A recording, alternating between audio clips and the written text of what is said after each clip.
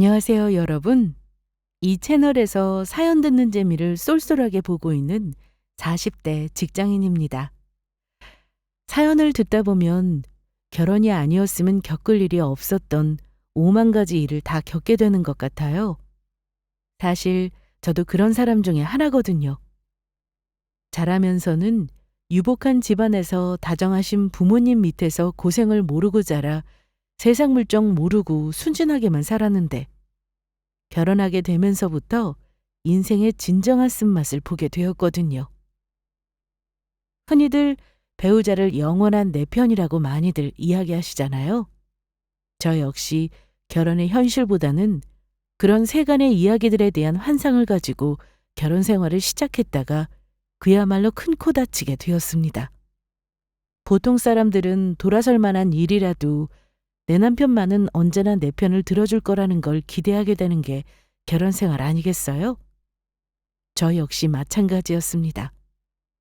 자라온 환경도 다르고 가족 구성원도 서로 다른 사람들끼리의 결합이기는 하지만 저와 결혼을 결심한 이상 제 남편만큼은 그 어떤 일이 있더라도 제 편을 들어주고 저를 최우선으로 여겨주리라고 생각했어요. 결과적으로 제 그런 순진한 바람은 무참히 깨어져 버리고 말았지만요. 제게는 남편과 이룬 가정이 제 인생의 1순위였는데 그 사람은 그렇지 않더라고요. 제 남편은 일남일녀 중 장남으로 태어났습니다. 처음 만났을 때 누구에게나 항상 자신감 있는 태도가 당당하고 멋있어 보였는데 알고 보니 남편 집안에서 남편을 거의 떠받들듯 하며 키웠더라고요. 제 부모나 여동생이나 남편이 세상에서 제일 잘난 남자라도 된 듯 축혀드는데 자신감이 쑥쑥 자라지 못하는 것도 이상한 일이었죠. 저는 위로 오빠만 둘인 고명딸이거든요. 오빠들이 순한 탓도 있겠지만 부모님께서 워낙 딸인 제가 가정에서 소외감을 느끼며 자라지 않도록 신경을 많이 써주신 탓에 저는 오빠들 무서운 줄 모르며 컸습니다. 아이고, 우리 주연이 또 오빠들 괴롭히네. 오빠들이랑 노는 게 그렇게 좋아? 내버려둬. 다른 집은 오빠들이 여동생 괴롭히는 탓에 오빠라면 질색하던데 저렇게 지들끼리 복잡거리는 게 얼마나 보기 좋아. 그래. 안 그래도 시집가면 저렇게 천방지축으로 살지도 못할 텐데 우리 품에 있을 때라도 제멋대로 살게 해줘야지.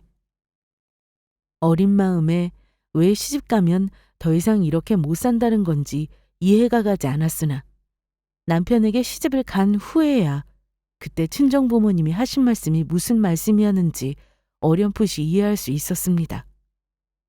나는 말이야, 세상에 돈도 중요하고 출세욕도 중요하고 다른 중요한 게 많겠지만 무엇보다 가장 중요한 건 가족이라고 생각해.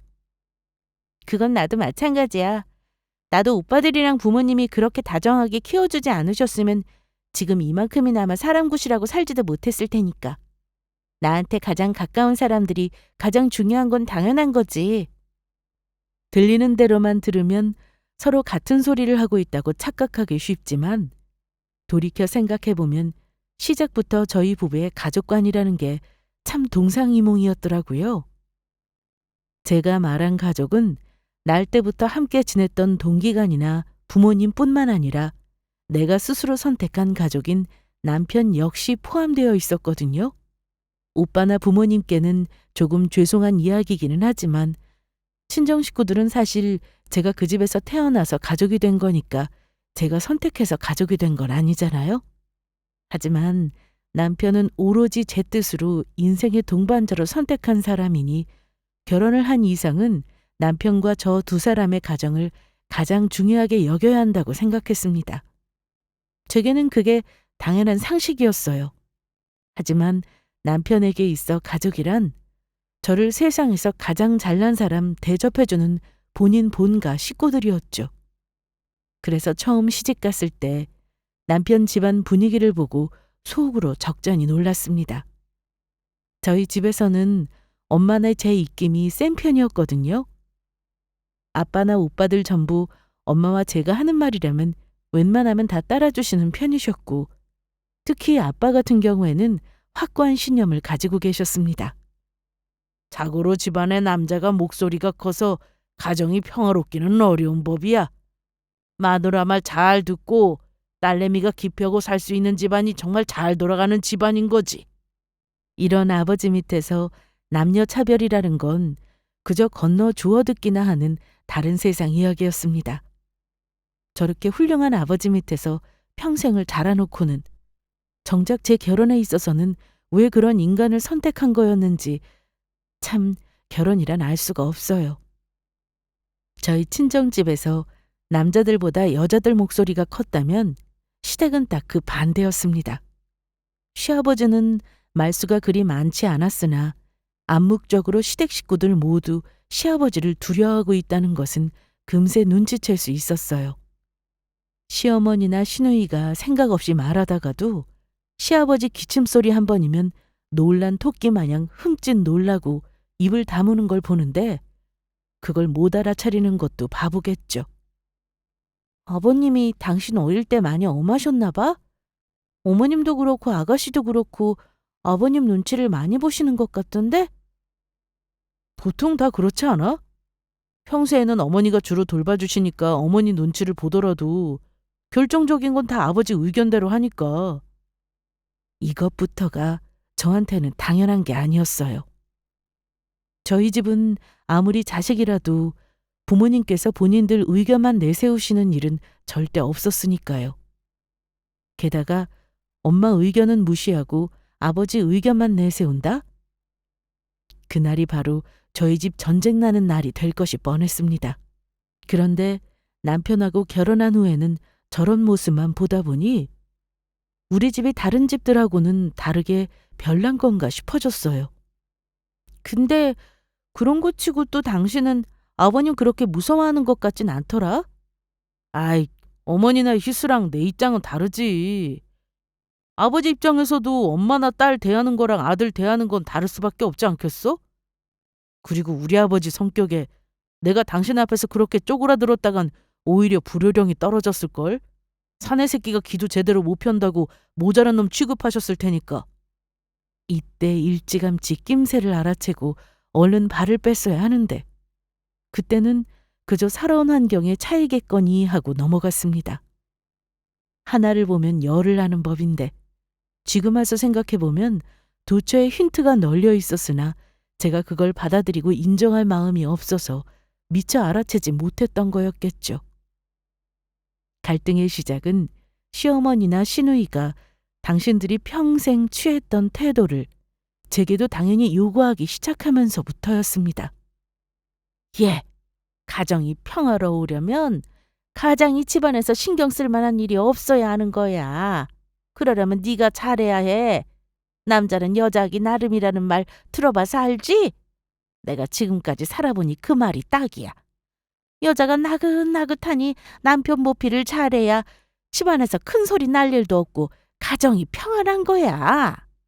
누가 들으면 조선시대에서 타임머신이라도 타고 왔냐고 비웃을 만한 소리였습니다. 지금이 무슨 1960년대도 아니고 세상에 어떤 며느리가 시어머니 저런 소리에 아 정말 그런가 보다 하고 생각했겠습니까? 속으로 저런 꼰대가 없다고 욕이나 안 하면 다행이죠. 저 역시 마찬가지였어요. 따지고 보면 결혼 전에는 얼굴 한번 본 적 없는 아줌마인데 평생 저 키워준다고 고생한 우리 엄마도 안 하는 훈계를 늘어놓는 걸 보면 반감을 가지지 않으려야 가지지 않기가 힘들었습니다. 내가 그동안은 괜한 분란 일으키기 싫어서 잠자코 있기는 했는데 당신 어머니 진짜 갈수록 정도를 모르시는 것 같아. 본인이 그렇게 사셨다고 그걸 왜 자꾸 나한테까지 강요해? 내가 네 수발이나 들면서 내 인생 갈아넣겠다고 너랑 결혼했겠어? 당신도 혹여나 그런 소리에 귀 팔랑거려서 나한테 그런 거 요구할 생각이란 꿈도 꾸지 마. 나 그 꼴 보면서까지 당신이랑 계속 살 생각 없으니까. 에이, 나이 드신 양반이 하시는 말씀을 가지고 뭘 그렇게 열을 올리고 그래. 설마하니 내가 당신한테 그런 거 기대하고 결혼했겠어? 좋은 소리도 3번이면 지겹다고 할 판에 제 얼굴을 볼 때마다 저렇게 짜증나는 소리를 하시는 시어머니 때문에 결국은 제가 폭발했습니다. 제가 폭발하면 그 화를 어디에다 다 쏟아내겠습니까? 당연히 자기랑 결혼하지 않았더라면 이런 꼴 당할 일이 없었을 텐데 하는 마음으로 남편부터 타박하지 않겠어요? 그렇게 귀하디 귀한 자식 취급하는 제 아들 괴롭히는 일인 줄도 모르고 참 어리석은 양반이라고 생각했습니다.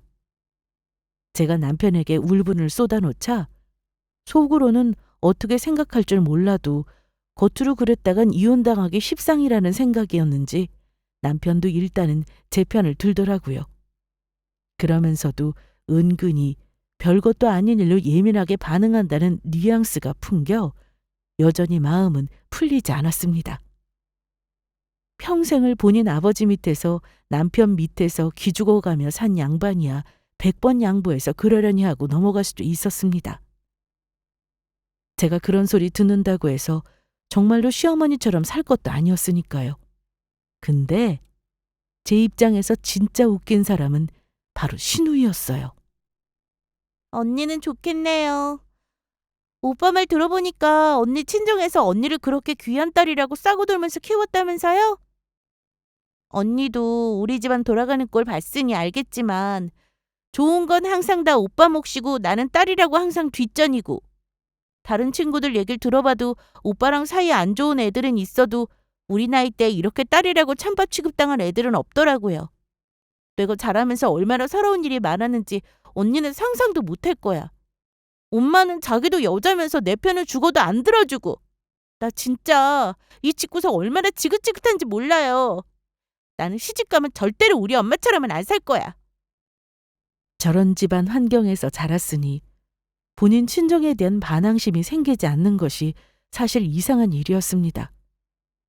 같은 여자 입장이라고 생각했는지 새로 식구가 된 저를 만날 때마다 붙잡고 하소연을 늘어놓는 신우이였어요. 여기까지는 이해할 수 있었습니다. 자기도 오죽이나 답답했겠습니까? 자기 아버지나 오빠는 말할 것도 없고 같은 여자인 어머니마저도 제 편이 아니었을 테니까요.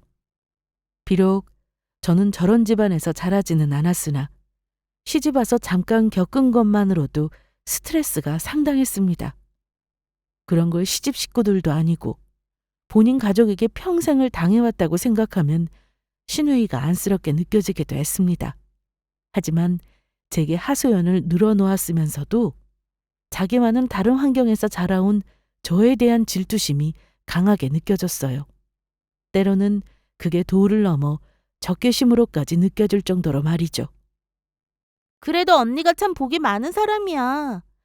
사실 말이 나와서 말이지. 우리 오빠 같은 사람이 어디 흔한 사람이에요?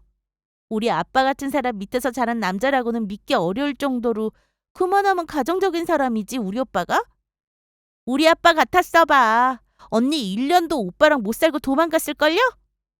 이건 비교 대상이 너무 잘못된 거 아닙니까? 애초에 시아버지 같은 남자였으면 제 기준에서는 문 앞까지도 오지도 못하고 예선 탈락이었을 텐데 그게 제가 주체적으로 선택한 결과라는 생각은 조금도 하지 않는 것 같았습니다. 사실 제가 사랑하고 직접 선택한 사람이라 남편이 특별한 사람이었던 거지 객관적인 조건만 놓고 평가해보자면 콩깍지가 단단히 씌어 있었던 그때조차 남편 조건이 그다지 훌륭하지 않다는 건 알고 있었어요. 특히 저희 친정과 비교해보면 더더욱 그랬습니다. 자라온 집안의 경제력은 물론이고 부모님의 교육 수준이나 집안 분위기는 말할 것도 없고 이건 굳이 언급하고 싶진 않았으나 저희 둘 학벌이나 직장을 비교해도 제 쪽이 남편보다 훨씬 나았습니다. 제가 속상해할까봐 직접적으로 언급하시지는 않았으나 처음 남편을 소개해드렸을 때 저희 부모님이 남몰래 아쉬움을 감추셨을 정도로 말이죠. 그런데 신우이 말하는 걸 들어보면 꼭 제가 분에 넘치게 좋은 남편을 만났다는 투였습니다. 조건 맞춰 선이라도 봐서 결혼했더라면 제게 그보다 좋은 조건 가진 남자들은 차고 넘쳤을 텐데 솔직히 빈정이 상하더라고요. 에이, 아가씨가 아직 시집을 안 가봐서 뭘 모르네. 가족으로 보는 거랑 같이 살아보는 건 천지 차이예요. 아가씨 오빠, 아가씨가 생각하는 거랑 다르다니까? 어머, 언니 정말 배부른 소리 한다. 요즘 남자들 얼마나 야가 빠졌는지 알아요? 내가 우리 오빠 정도만 돼도 이렇게 재고 따지지 않고 바로 시집가서 이 집 나가는 건데. 언니야 평생 속 썩을 일 없이 살았으니까 겨우 그 정도 일도 엄청 크게 느껴지겠지만 그게 그렇지가 않아요.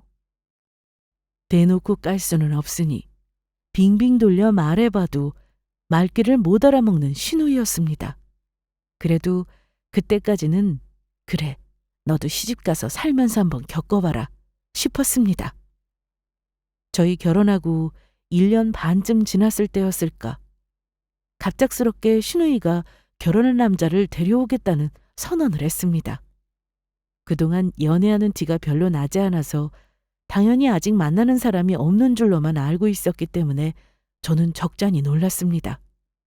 저한테 그렇게 제 부모 욕을 해대면서도 만나는 남자 있다는 얘기는 이런 방구도 없었기에 조금 서운하기도 했어요. 그런데 뒤이어 이어진 말에 시댁이 발칵 뒤집히고 말았습니다. 저 사실은 임신했어요. 뭐야? 자리에서 벌떡 일어나신 시아버지가 당장이라도 신우이 뺨이라도 날릴 기세로 달려들었습니다. 시어머니가 얼른 막아서지 않았더라면 정말 한 대 맞았을 거예요. 평소에도 성질머리가 보통이 아니라는 건 짐작하고 있었으나 그래도 객식구라고 며느리 앞에서는 조심하는 척이라도 하는 시아버지였는데 화가 나도 단단히 났다 싶긴 했습니다. 그렇다고 그런 폭력적인 행동이 이해가 가는 건 절대 아니었지만요.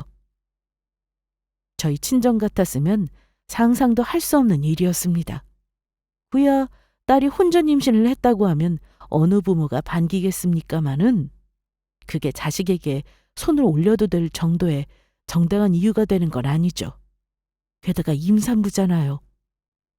아직 배도 부르지 않은 걸로 봐서는 아직 안정기에도 접어들지 않은 초기 임산부일 게 분명한데 그러다 충격받은 신우이가 유산이라고 하면 어쩌려고 저렇게 막무가내로 구는지 눈살이 절로 찌푸려졌습니다.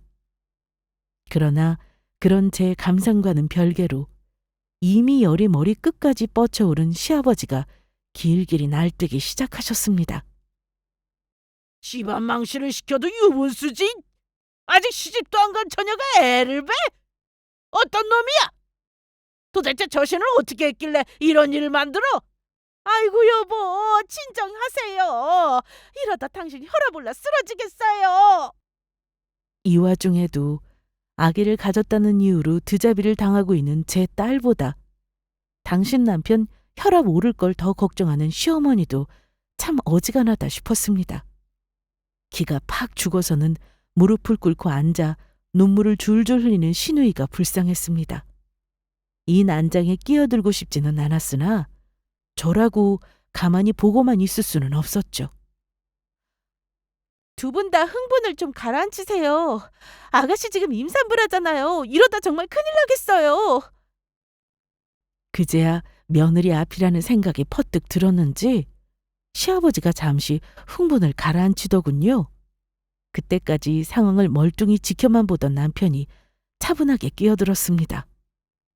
아버지, 지금 우리가 이렇게 흥분해봤자 일은 이미 일어났고 그러면 얼른 수습부터 해야 하지 않겠습니까? 밖으로 말 새어나가봤자 좋을 일도 아니고. 마치 애가 진 시누이를 대놓고 골칫덩이로 취급하는 듯한 투였습니다. 속으로 말 참 너무하게 한다 싶었으나 지극히 당연한 말이라는 듯 생각에 골몰한 시부모들 꼴을 보니 어이가 없어졌습니다. 그러고 뭐 어떻게 됐겠어요? 하루라도 빨리 상대 남자한테 시누이를 시집 보내 치우려는 시부모님이었습니다. 물론 아무리 시대가 바뀌었다고는 하나 아직 혼전 임신을 한 여자에 대한 시선이 그리 곱지 않은 것만도 사실이니 상대 남자가 어지간히 질이 안 좋은 사람이 아니고서야 웬만하면 결혼시켜서 해결해 보려는 것도 이해가 안 가는 건 아니었어요. 그렇다고 혼전 임신이 무슨 죽을 죄도 아니고 주변에서 그렇게 결혼한 케이스가 드문 것도 아닌데 남도 아니고 본인들 딸 자식을 마치 흠 있는 여자라도 되는 양 얼른 팔아치우기라도 하려는 듯한 태도가 참 보기가 안 좋더라고요. 결국 신우이는 제 부모에게도 본인 시댁 식구들에게도 죄인이라도 된 것처럼 서둘러 시집을 갔습니다. 비록 시작이 요란스럽기는 했으나 그래도 신우이가 결혼해서 행복하기를 진심으로 바랐습니다. 본인 친정에서 내내 불행하다고 생각하며 자란 사람이기도 하고 같은 여자 입장에서 딱한 부분이 많은 사람이었으니까요. 게다가 어찌 되었든 아이까지 생기지 않았습니까? 아무 죄 없는 아이를 생각해서라도 신우의 말처럼 제 친정과는 다른 안정적인 가정을 꾸려 다복하게 살았으면 싶었어요. 하지만 신우이의 결혼 생활은 그렇게 순탄하지 못했습니다. 언니, 어떻게 사람이 그럴 수가 있어요? 나는 제 새끼 가져서 몸 가는 것도 힘든데 회사 일 바쁘다고 밥 먹듯이 야근하는 건 기본이고 가끔 휴일에 집에 있어도 임신한 마누라는 항상 뒷전이고 남들은 임신했는데 남편이 하늘의 별도 따다주려고 한다던데 이건 제 새끼인데도 어떻게 저렇게 무심할 수가 있는지. 애가 저 혼자 만든 애예요? 자기도 애 아빠잖아. 간만에 시댁에서 본 신우이는 가뜩이나 임신으로 감정의 주체가 안 되는 모양인지 제게 울분을 토해냈습니다.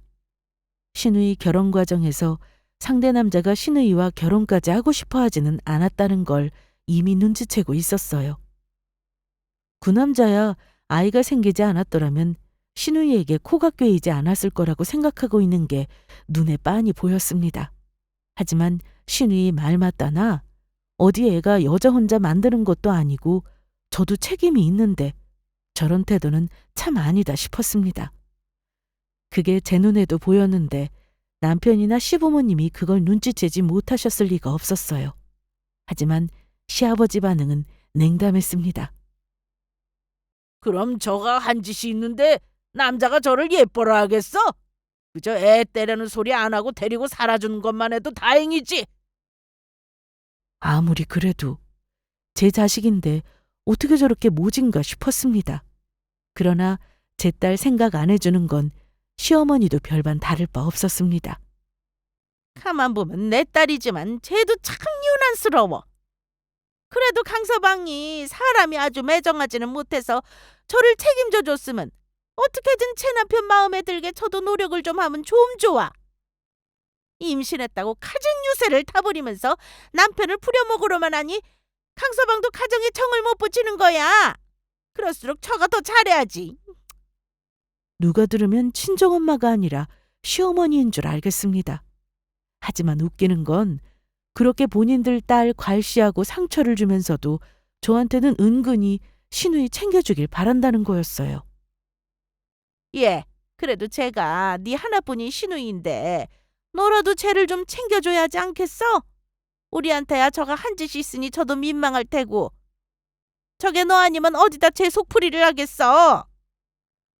애초에 당신이 딸한테 조금도 마음의 위안이 되어주지 못하니 피 한 방울 안 섞인 저를 붙잡고 하소연을 늘어놓는 거 아니겠습니까? 그렇게 상처를 줘놓고도 결국 며느리는 남이고 신우이는 자기 딸이다 이거겠죠. 신우이 결혼할 때도 마찬가지였어요. 아이부터 덜컥 생겨 결혼하는 제 하나뿐인 여동생을 반푼이 취급하면서도 남편은 은근히 제게 바라더군요. 그래도 저게 하나 있는 동생인데 오빠가 돼서 결혼하는데 아무것도 안 해줄 수는 없잖아. 아무리 그래도 우리가 무슨 아가씨 부모도 아니고 우리가 무슨 돈이 있다고 돈 1,000만 원이 갑자기 턱턱 나와. 정작 우리 결혼할 때는 아가씨 축의금 100만 원도 안 했는데 그건 과해도 너무 과하지. 시집도 안 간 애가 축의한 거랑 집안 장남인 내가 하는 거랑 같아? 일단은 당신 친정에 좀 부탁해 보면 안 돼? 당신 진심이야? 우리 신혼집도 거의 우리 집에서 해준 거나 다름없는데 다른 것도 아니고 신우이 시집 보낸다고 축의금을 내달라고 하라고? 아가씨 결혼식 때 당연히 우리 친정 식구들도 올 텐데 축의를 2번이나 하라는 거야? 그것도 1,000만 원을? 저희 친정집에서 그 집 받을 때에도 은근한 자격지심을 부리며 구시렁대는 꼴을 보여놓고는 이렇게 쉽게 자기 처가에 손 벌리려 들 거였으면 자존심이나 세우지 말든가요. 여러모로 제 속을 뒤집어 넣는 남편에게 화가 났습니다. 그래도 둘이 서로 얘기 잘 돼서 결혼하는 것도 아니고 매제도 희수한테 별 마음 없어 보이는 판에 축의금이라도 좀 넣어놔야 시집가서 애 면이 좀 살 거 아니야. 하나뿐인 시누이 결혼에 그렇게 야박하게 굴어야겠어? 그러니까 그 면을 자기가 살려줄 일이지 왜 저를 통해서 살려주려고 하냐. 제 말은 이겁니다. 본인이 성실히 아껴 모아 여윳돈이라도 좀 만들어 두었더라면 다소 과하다고 생각은 하더라도 제가 긋고 말리기라도 했겠습니까? 생각지도 못한 큰 지출에 부담은 좀 됐을지라도 오빠가 여동생 시집 가는데 뭐라도 해주고 싶었겠거니 했겠죠. 하지만 결혼 후에는 은근히 여유 있는 처가덕을 보고 싶어하는 남편이었습니다. 가뜩이나 저희 결혼할 때 제 친정에서 시댁과는 비교도 안 되게 지원을 많이 해주셔서 부모님 뵙기가 민망할 지경이었습니다. 하지만 축복받아야 할 결혼을 사방에서 제 편 하나 없이 궁지에 몰린 상태로 치를 판인 시누이가 안쓰러웠습니다. 돌이켜 생각해보면 가장 안쓰러운 건 저 스스로였으나 그때는 정말 그렇게 생각했어요. 결국 저는 친정에는 얘기하지 못하고 남편 몰래 가지고 있던 제 비상금으로 시누이 축의금 1,000만 원을 해주었습니다. 그렇게 시누이의 결혼은 시작부터 잡음이 많았습니다. 어찌되었든 이제 결혼까지 한 마당에 제발 잘 좀 살아줬으면 싶었으나 시누이는 제 남편과 다투고 시댁으로 뛰어오길 반복했어요. 처음 몇 번은 시어머니도 안쓰러웠는지 받아주다가 한 번은 시아버지가 역정을 내며 쫓아내시는 바람에 그 이후부터 시누이는 저희 신혼집으로 오기 시작했습니다. 솔직히 성가시지 않았다고 하면 거짓말이었겠으나 아이까지 가진 채로 마음 붙일 곳 하나 없는 시누이가 여기 아니면 또 어디로 가겠나 싶어 그냥 내버려 두었습니다. 그 와중에도 배는 착실히 불러와서 드디어 시누이의 아이가 태어났습니다. 건강한 아들이었어요. 그날만큼은 시누이 남편과 시부모들도 기쁨을 감추지 않아서 내심 다행이라고 생각했습니다. 지금까지는 시누이가 아이도 가진 상태에 마음도 불안정하다 보니 갈등이 많았으나 자식 키우고 함께 사는 건 다르다고들 하잖아요. 아이를 매개로 시누이 내외의 사이도 한결 좋아지길 바랬죠. 그즈음 남편의 회사 사정이 좋지 않아졌습니다. 아무래도 회사에서도 남편에게 은근히 퇴사를 압박하는 모양이었습니다. 한 몇 달은 죽상을 하고 다니던 남편이 은근히 제게 운을 떼더군요. 우리도 가게 같은 거나 한번 해볼까? 요새 평생 직장이라는 걸 없다고 하잖아. 이렇게 불안한 마음으로 언제 잘릴지 모르는 회사 다니는 것보다는 내 가게 가지고 있는 게 훨씬 마음이 편하지 않겠어? 이 사람이 속 편한 소리 하고 있어? 장사는 아무나 하는 줄 알아? 몇 달 하지도 못하고 망하는 가게들이 얼마나 많은데 최대한 회사에 붙어 있을 생각을 해야지. 그리고 가게 차리는데 돈이 어디에 한두 푼 들어? 우리가 무슨 돈이 있다고 가게를 차려?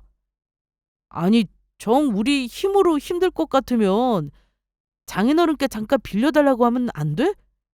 아무렴 자식들이 잘 살아보겠다고 이렇게 용을 쓰는데 가만히 보고만 계시겠어? 당신 진짜 웃긴다. 우리 집이 무슨 당신 지갑이야?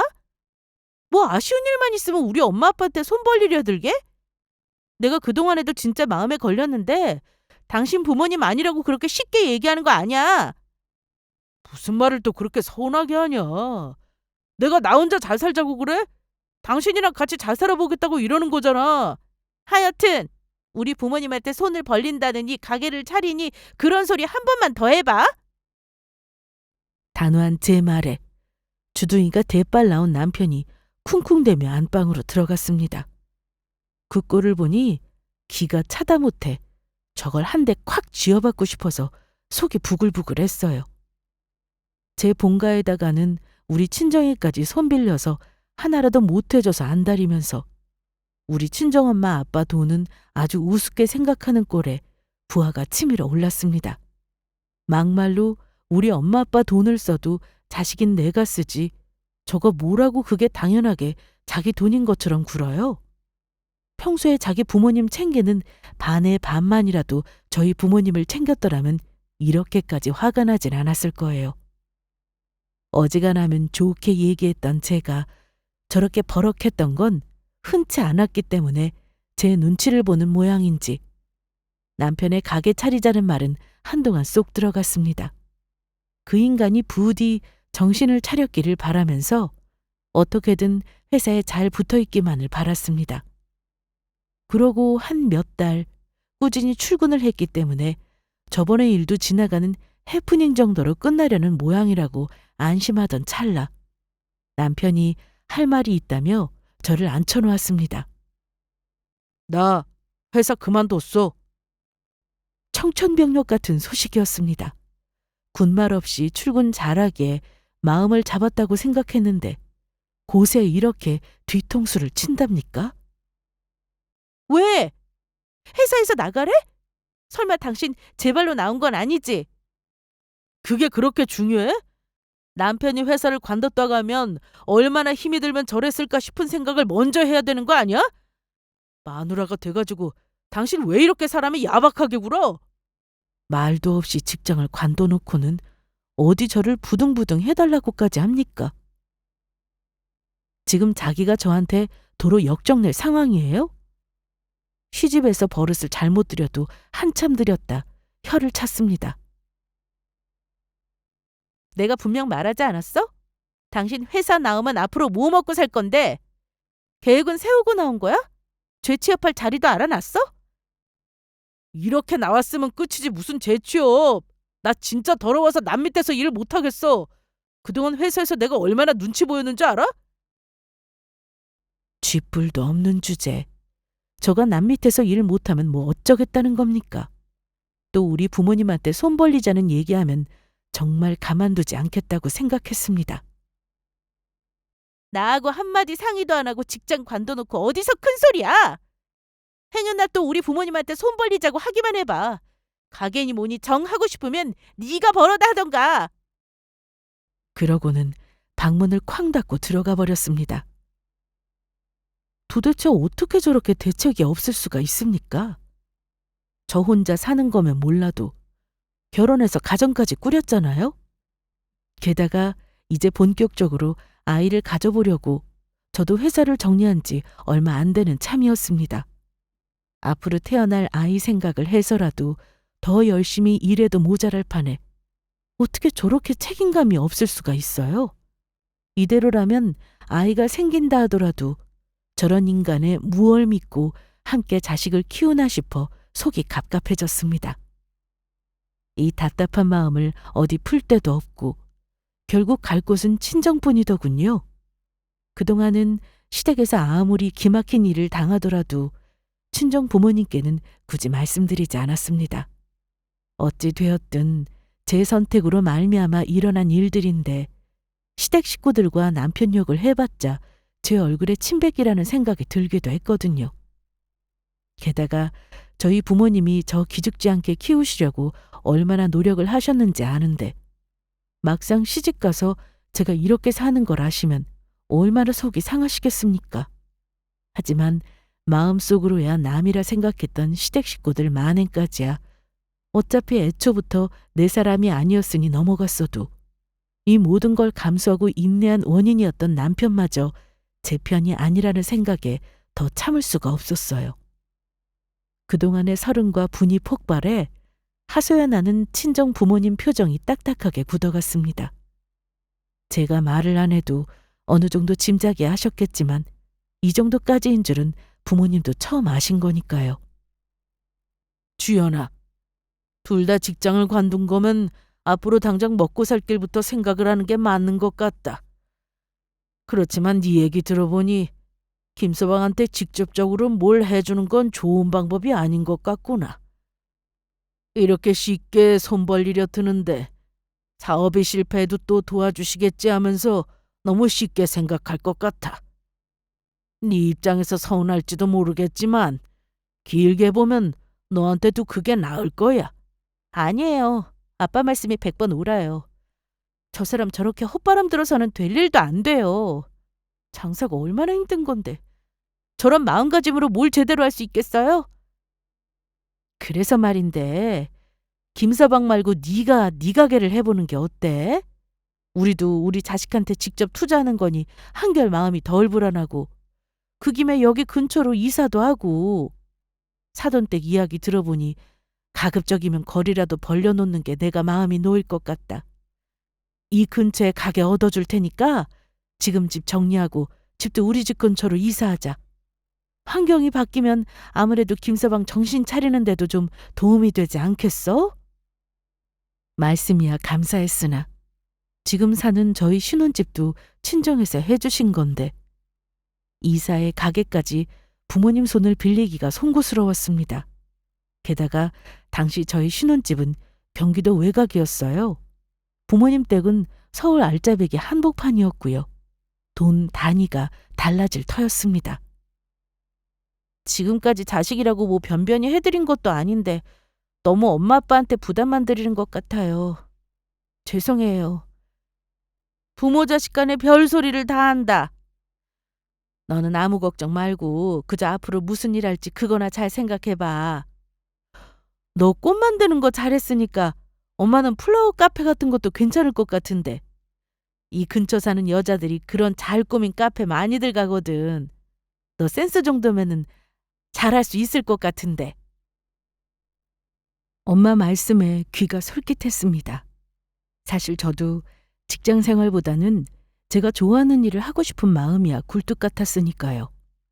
하지만 어떻게든 저희 친정 벗겨먹으려고 눈에 불을 켜는 남편을 생각하자 모든 일은 극비로 진행하기로 마음먹었습니다. 그 무렵 결혼 생활 내내 잡음이 끊이지 않았던 시누이가 결국 이혼을 당했습니다. 자세한 사정까지는 모르겠으나 친권은 몰라도 양육권까지 시댁에 뺏긴 걸 보면 시댁에 책을 잡혀도 단단히 잡힌 모양이었습니다. 위자료는커녕 재산 분할조차 제대로 못 받고 쫓겨나다시피 한 시누이는 방 한 칸 얻을 돈도 마뜩 차놨는지 그렇게 벗어나고 싶어 하던 제 친정에 도로 들어가게 되었습니다. 걔도 참 딱해. 아버지 어머니 눈칫밥 먹을 게 뻔한데 요령껏 제 시댁에서 비자금이라도 좀 만들어 놓을 일이지. 참 머리가 안 돌아가. 배우자 집안 닦아먹는 걸 당연하게 생각하는 너야 그렇겠지. 속으로 코웃음을 쳤습니다. 그 와중에도 제 창업 준비는 착실하게 진행되고 있었습니다. 창업 이야기야 마지막에 마지막까지 숨길 작정이었으나 이사는 그럴 수 없는 문제이기에 이제는 남편에게도 말할 때가 되었죠. 이미 집 계약을 목전에 두고 있었거든요. 우리 이사 가자. 뭐? 우리가 그럴 돈이 어디 있다고? 엄마 아빠가 자식들 너무 멀리들 사니 쓸쓸하시다고 친정집 근처에 집 얻어줄 테니 들어오라고 하셔서 서울 한복판인데다 지금 집보다 평수도 넓으니 우리 입장에서야 나쁠 것도 없고 그러자고 했어. 그런 얘기를 한마디 상의도 없이 진행해? 그래서 싫어? 지금 사는 집은 물론이고 이사갈 집도 돈 한 푼 안 쓸 거면서 입만 산 남편에게 냉소적으로 물었습니다. 자기라고 나쁠 게 뭐 있나요? 그저 자기한테 제 친정에 절대 손 못 벌리게 하면서 저는 집까지 턱 받아냈으니 배알이 꼴려 그렇겠죠. 근데 제가 처가제사 눈독 들이는 사위랑 그 집 자식인 저랑 같습니까? 그 즈음에는 평생을 함께할 동반자라는 생각에서 결국 남편도 남이라는 생각이 슬슬 올라오고 있었어요. 누가 싫대? 그래도 나도 같이 살 집인데 집은 봐야지. 이사갈 집을 보고 남편 입이 떡 벌어졌습니다. 제 능력으로는 언감생심 평생 구경도 못 해볼 수준의 집이니 그럴만도 했죠. 그렇게 이사는 빠르게 진행되었어요. 저도 지긋지긋한 시댁과 거리가 벌어지고 친정과 가까워지니 마음이 한결 안정되는 것 같았습니다. 그렇게 이사하고 2주나 지났을까. 퇴근한 남편 곁에 동행자가 있었습니다. 신우이였어요. 언니, 이렇게 좋은 집으로 이사해놓고 연락도 한 번 없고 사람 참 그러는 거 아니에요. 이사를 마치자마자 본격적으로 시작된 창업 준비에 눈코 뜰 새 없이 바쁜 나날을 보내고 있었습니다. 급한 일이 정리되면 집들이를 해야 한다는 생각은 했는데 그렇다고 저한테 뭐 맡겨놓은 듯 구는 신우의 태도가 마음에 드는 건 아니었습니다. 언니는 진짜 복도 많아. 우리 오빠 아니었으면 언니가 이렇게 호강하고 살 수 있겠어요? 누군 친정 부모님 눈치 보면서 집구석에서 마음 편할 날이 없는데 누군 팔자 늘어지게 넓은 집에서 빈둥대고 있고 사람 팔자가 참 제각각이긴 해요. 무슨 시비 걸러온 사람도 아니고 보자마자 비꼬는 말투에 빈정이 확 상했어요. 그리고 누가 누구 때문에 호강을 합니까? 저 인간 때문에 제 속 뒤집어진 게 얼마인데요. 기가 차서 남편을 쳐다보자 슬쩍 제 눈을 피하더군요. 보나마나 이 집이 저희 친정에서 해준 거라는 건 말하지 않은 게 뻔했습니다. 제가 무슨 팔자 좋게 빈둥댄다고 그러세요. 저 만나 호강하는 건 아가씨 오빠죠. 언니 진짜 말 이상하게 하네요. 감사하는 마음으로 살아도 모자랄 판에 사람이 그렇게 염치 없이 구는 거 아니에요. 참, 이래가지고 같이 살 수 있으려나 몰라. 이건 또 무슨 소리랍니까? 제가 눈이 획 돌아서 남편을 째려봤더니 슬그머니 눈길을 피한 남편이 신우이를 곁방 쪽으로 데려갔습니다. 자, 너는 이 방 쓰면 된다. 어머, 방 깔끔하네?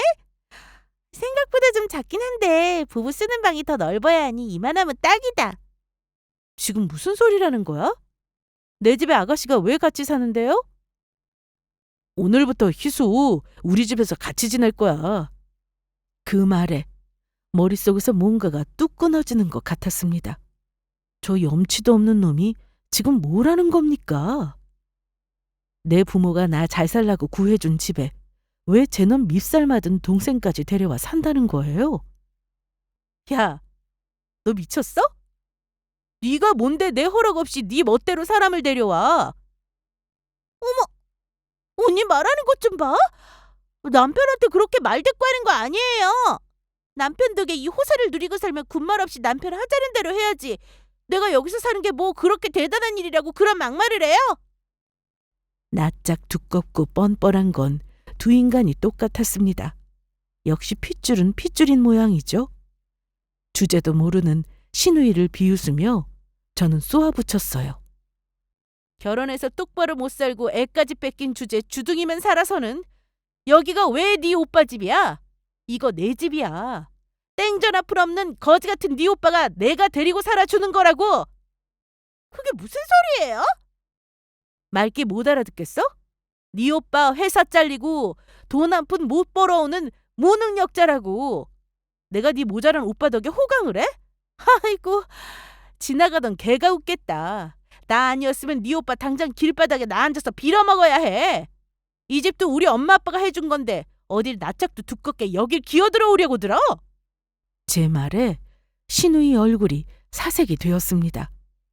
제 여동생 앞에서 그간의 일이 적나라하게 까발려져 개망신을 당하게 된 남편놈 얼굴 역시 마찬가지였죠. 오빠, 이게 무슨 소리야? 난 그냥 몸만 들어오면 된다며. 당연히 오빠가 한 집인 거 아니었어? 당신, 어떻게 당신 남편한테 이런 망신을 줄 수가 있어? 그러고도 당신이 내 마누라야? 그래, 너 말 잘했다. 거지 같은 놈 걷어줬으면 고마운 줄 알고 쥐죽은 듯이 살았어야지. 네 놈이 감히 나한테 이따위 짓까지 해? 나한테는 네 존재 자체가 망신이야. 무슨 건수만 잡으면 우리 엄마 아빠 재산 뜯어먹으려고 눈이 벌게져서는. 나도 더는 너 같은 거지 새끼랑은 같이 못 살겠으니까 그만 이혼해. 네 염치 없는 여동생 데리고 당장 내 집에서 나가! 그렇게 소름 끼치게 꼴보기 싫은 두 인간을 제 집에서 내쫓았습니다. 도대체 사고 회로가 어떻게 생겨먹은 인간이면 저도 제 집에 얹혀 사는 주제에 시누이까지 데려올 수가 있어요? 처음부터 남편 놈에게 가족이라고는 시댁 식구들 뿐이고 저는 이방인에 불과했는데 그지야 제 시야가 트이는 것 같았습니다. 그 길로 사람을 불러다 남편 짐을 싹 다 시댁으로 붙여버렸습니다. 제가 남편 짐까지 싹 빼다가 붙여버리자 정말로 이혼당할까 똥줄이 탄 모양인지 남편이 시누이에 제 어미까지 끌고 저희 집으로 쳐들어왔습니다. 남편이 현관문을 쿵쿵 두드리며 소리쳤어요. 여보! 여보, 내 말 좀 들어봐. 내가 일부러 그런 게 아니야. 일단 내 얘기 좀 들어줘. 어? 얘, 너 지금 하늘 같은 남편한테 문전박대라니 이게 뭐 하는 짓이야? 얼른 문 열지 못해? 아, 가만히 좀 있어요. 진짜 아들 이혼시키고 싶어요? 그 와중에 제 어미에게 있는 대로 성질을 부리고 또 그 모습에 깨갱하는 시어머니를 보니 실소만 흐르더군요. 뒤에서 기도 못 펴고 서 있던 시누이가 기어들어가는 목소리로 말했습니다. 언니, 나 진짜 몰랐어요. 당연히 오빠 집인 줄 알았어. 그래도 우리가 그동안 그렇게 나쁘게 지내진 않았잖아요. 이번 한 번만 그냥 넘어가주면 안 돼요? 그 말에 제가 부하가 치밀어 올라 밖으로 나갔습니다. 저 인간들을 제 집에 들일 생각은 추호도 없었으니까요. 그렇게 나쁘지 않아? 내가 거지 같은 너희 집 식구들 참고 또 참고 받아줬으니 그랬던 거지? 니들이 언제 나 사람 취급해준 적 있어? 뻔뻔한 것도 정도껏이지. 야, 나 너 같은 모자란 놈 안 만났으면 저런 인간들이랑 평생 엮일 일도 없었어. 더러운 꼴도 이만하면 넘치게 봤다. 더는 네 놈하고 진흙탕에서 뒹굴 생각 없으니 이혼 서류 보내면 사인이나 해서 보내. 그간의 한을 다 토해내듯 소리를 질러대는 저를 보고 남편 얼굴이 시뻘개졌습니다. 더는 분한 마음을 못 참겠다는 그 얼굴에 그나마 있던 정남이가 다 떨어졌어요. 그때였습니다. 남편이 잡아 죽일 듯한 기세로 제 동생에게 가더니 시누이 뺨을 철썩 내려쳤어요. 야, 너 때문에 이게 뭐야? 이렇게 하면 네 올게 기죽어서 내 말도 더 잘 들을 거라며? 너 이혼한 것도 모자라 이제 나까지 이혼시키려고 해? 저 인간 기어이 미쳤나 싶었습니다. 제 오빠에게 뺨까지 얻어맞고도 찍소리 못하고 질질 짜는 시누이나 제 딸이 얻어맞고 있는데도 아들에게 말 한마디 못하는 시어미나 다 징그러웠어요. 여보, 이제 됐지? 저거 눈앞에 나타날 일 없으니까 이제 그만 화 풀어. 어? 너 미쳤어? 내 눈앞에서 사람 뺨까지 쳐놓고 내가 널 받아줄 줄 알았어? 너 진짜 소름 끼친다. 니들 전부 꼴보기 싫으니까 제발 좀 내 인생에서 사라져. 저런 걸 남편이라고 살맛대고 살았다니 소름이 끼쳤어요. 100번 생각해도 이혼을 결심한 게 옳았다고 확신하며 현관문을 쾅 닫고 들어갔습니다. 문 밖에서 셋이 옥신각신하는 소리가 들렸으나 이내 사라졌습니다. 그렇게 저는 징그러운 전 남편과 전 시댁과 영영 결별했습니다. 이혼하려고 보니 집이고 뭐고 전부 제 거라 재산분할이고 뭐고 할 것도 없었어요. 저야 당연히 제 것 가져간 거지만 저희 집안 콩고물 떨어지는 데에만 혈안이었던 전 남편 입장에서는 더는 돈 나올 구석도 없고 직장도 없이 한심한 무일푼이 된 셈이죠. 저 없으면 원래 그리 살아야 할 팔자이니 안타까운 마음은 조금도 없습니다. 저의 진상 시댁 탈출기와 이혼 이야기는 여기까지입니다. 들어주신 여러분 모두 감사드려요.